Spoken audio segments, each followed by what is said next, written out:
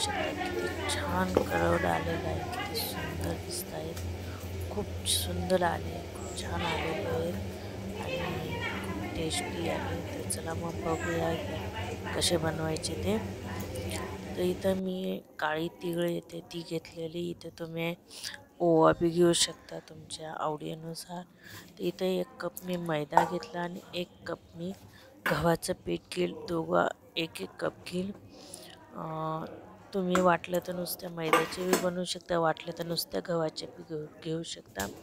पण मी इथं दोघं मिक्स घेतलेले. त्यानंतर मग इथं तुम्ही चवीनुसार मीठ आणि थोडंसं तूप टाकायचं. तूप गरम या थंड कुठलंही असू द्या ते टाकू शकता, तसं काही नाही. पण सहसा तुम्ही गरम करून तूप टाका. तर हे मी चांगलं मिक्स करून घेईल मस्तपैकी. तिघं वस्तू मिक्स व्हायला पाहिजे, दोघं पीठ पण, तूप पण आणि मीठ पण. जे आपण मीठ टाकलेलं आहे ते सगळं व्यवस्थित मिक्स करून घ्यायचं. आणि जेवढं चांगलं मिक्स करणार तेवढं तुम्ही हे करणार. तर आणि त्यानंतर मग याच्यात थोडं थोडं पाणी टाकून आपण तो गोळा तयार करून घेऊ. आणि इथं लक्षात ठेवायचं की तुम्ही थोडासा मऊ भिजायचा, जास्त कडक होऊ द्यायचा नाही. गोळा व्यवस्थित मळायचा जसं आपण नेहमी मळतो त्याच पद्धतीने.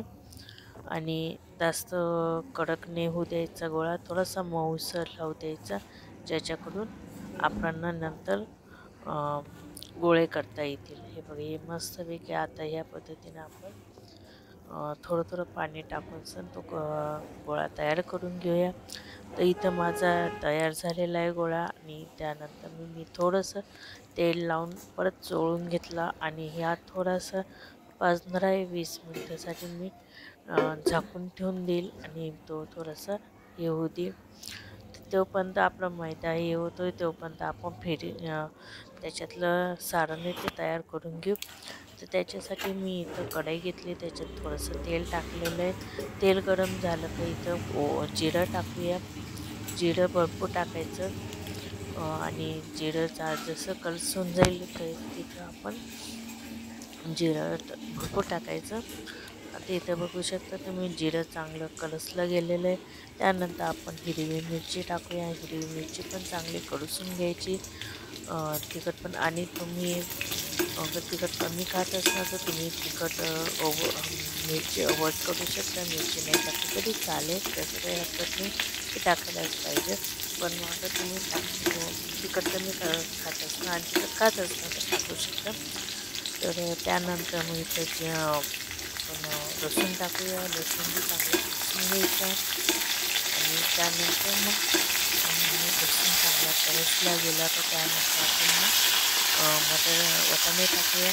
वाटाणे अगर तुम्ही ते दुसरे वाटाणे घेणार असणार तर ते आधी शिजून घ्या आणि मग ते वापर करू शकतात. पण मी इथे हिरवे वाटाणे घेतलेले आहेत आपले. तर आता थंडी सुरू झालेली, थंडीमध्ये वाटाणे भरपूर येतात. तर तुम्ही ते भरपूर खायला पाहिजे. थंडीमध्ये हिरवा भाजीपाला भरपूर येतो. तुम्ही ते जेवढं खाण्यात येईल. आणि थंडीमध्ये मटर कचोरी तर बनवायलाच पाहिजे.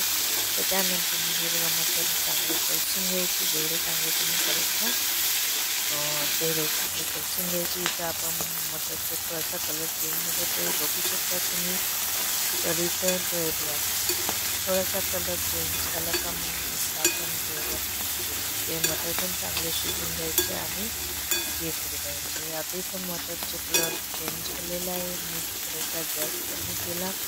तर अजून 5-10 मिनटं मी ते होऊ देईल. तर इथं आपला मस्तपैकी मटर तयार झाले. इथं चाट मसाला टाकला आणि थोडंसं लाल तिखट आणि चवीनुसार मीठ, हे सगळं साहित्य टाकून घेऊया. आणि चाट मसाला नसला तर तुम्ही लिंबूचा वापर करू शकता. चाट मसालाच पाहिजे. तेही चांगलं कलसून घ्यायचं आणि कलसल्यानंतर तुम्ही बघू शकता तो मसाला कलसून घ्यायचा. मी जसं सांगितलं तसं तुम्ही तिखट अगर कमी खात असाल तर तुम्ही जो लाल मसाला टाकला तो नाही टाकला तरी चालेल, पण आमच्याकडे तोच तिखट चालून जातं म्हणून मी टाकते. हे बघा इथं बघा मस्तपैकी मसाला आपला कसून झालेला आहे, बघू शकता. तर इथं मी आता गॅस बंद करेल आणि तो थंड होत नाही तोपर्यंत थंड होतील. इथं आता माझं थंड झालेलं आहे. आता हे मिक्सरमधून काढून घेईल. मिक्सरमधून दळायचं, जास्त बारीक नाही दळायचं, थोडंसं जाडसर ठेवायचं आणि पूर्ण मसाला थंड होऊ द्यायचा आणि मगच मिक्सरमधून काढायचं.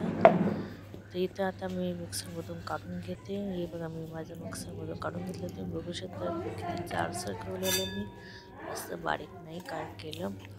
आणि मी ज्याचा मसाला कलसला त्याच कढईमध्ये मी काढून घेतला आणि मस्तपैकी हे करून घेतलं. आता इथं आमसूल टाकलं, हे पावडर टाकलं, आमसूल पावडर तेही टाकली आणि मस्तपैकी मिक्स करून घे.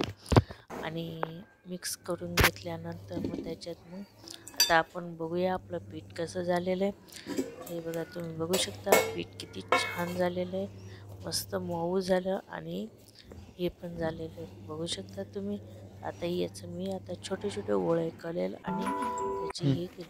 आता त्याच्यातला एक छोटासा गोळा घेतला, तो मी आता हे करून घेत. मस्तपैकी अशी थोडीशी वाटी करायची, जसं आपण पुरणच्या पोळीसाठी करतो त्या पद्धतीने. हे पीठ लावायचं, थोडंसं पीठ लावायचं आणि अशी वाटी तयार करून घ्यायची आणि त्याच्यात सारण भरायचं. हे बघा तुम्ही बघू शकता. हे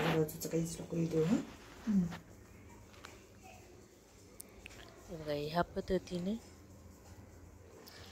पद्धतीने वाटी तयार करायची आणि त्याच्यात थोडंसं सारण भरायचं आणि गोळा जेवढा आपण घेतला तेवढं हे करायचं.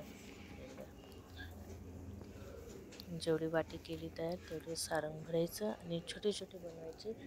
वाटलं तुम्ही मोठे करू शकता, तसं काय हरकत नाही आहे. तर हे मी आता इथं बघू शकता तुम्ही किती हळू हाताने हे प्रेस करते आणि वरती पण हे करते. आणि त्यानंतर मग आपण हे गोळा पूर्ण सारण हे करून घ्यायचं, गोळा करून घ्यायचा आणि पूर्ण पॅक करून घ्यायचं आणि बघायचं की ओपन नको व्हायला, नाही तर ओपन झालं तर आपला मसाला बाहेर निघू शकतो. हे बघा ह्या पद्धतीने आणि प्रेस करायचं, चांगलं चिप्पट प्रेस करायचं, जाड नाही ठेवायचं, बारीक एकदम बारीक घ्यायचं आणि चांगलं प्रेस करायचं, चिप्पट करायचं. नंतर मग ते फुगून मोठे होऊन जातात ते. त्यानंतर मग मी हे दुसरं अजून एक करून दाखवते तुम्हाला. त्याच पद्धतीने करायचं, गोळा करायचा, त्याला थोडंसं पीठ लावायचं आणि आपली वाटी तयार करायची, जसं आपण पुरणच्या पोळीसाठी करतो त्याच पद्धतीने. या पद्धतीने माझा कॅमेरा थोडासा हे होतोय आणि मध्ये हे बघा इथं मस्त वेगळी अशी वाटी तयार करायची आणि त्याच्यात थोडंसं सारण भरायचं. जेवढं आपण वाटी तयार केली त्या हिशोबाने सारण भरायचं.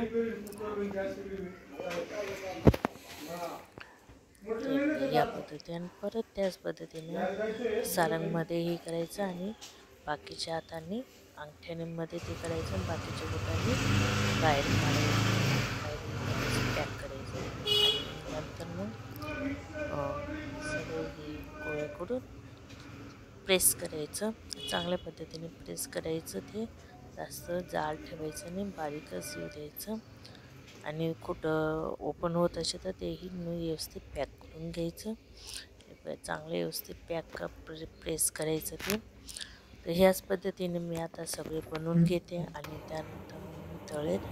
तिथं मी तेल गरम करायला ठेवलेलं आहे, तेल चांगलं गरम झालेलं आहे आणि जास्तही गरम नको तेल, जळून जाऊ शकतात. तर मिडियम गॅसवर 15 ते 20 मिनटं तळायचे, गोल्डन होत तोपर्यंत तळायचे.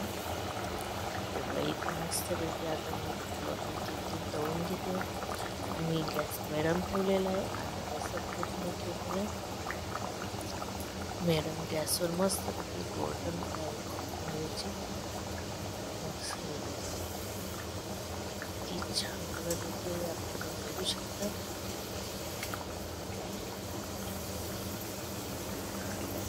बघू शकता किती छान आले ते. मस्त झालेलं आहे. कसं सुरुवातीला ते थोडंसं गरम करतो.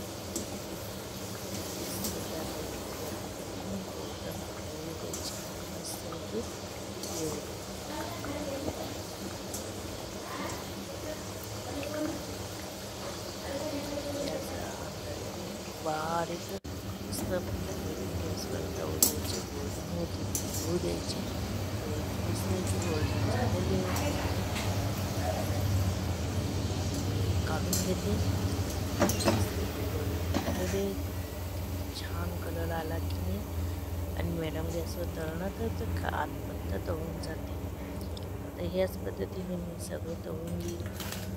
बाकीचे करते.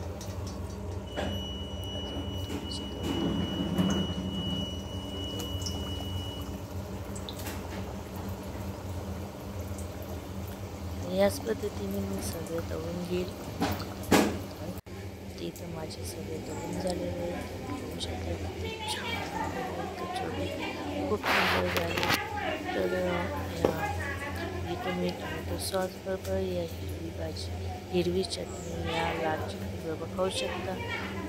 हा माझा मटन कचोरीचा व्हिडिओ तुम्हाला कसा वाटला मला कमेंट करून नक्की सांगा. आवडलं असेल तर लाईक शेअर आणि सबस्क्राईब नक्की करा. अगर तुम्ही माझी कोणती रेसिपी ट्राय करत असेल तेही मला कमेंट करून नक्की सांगा.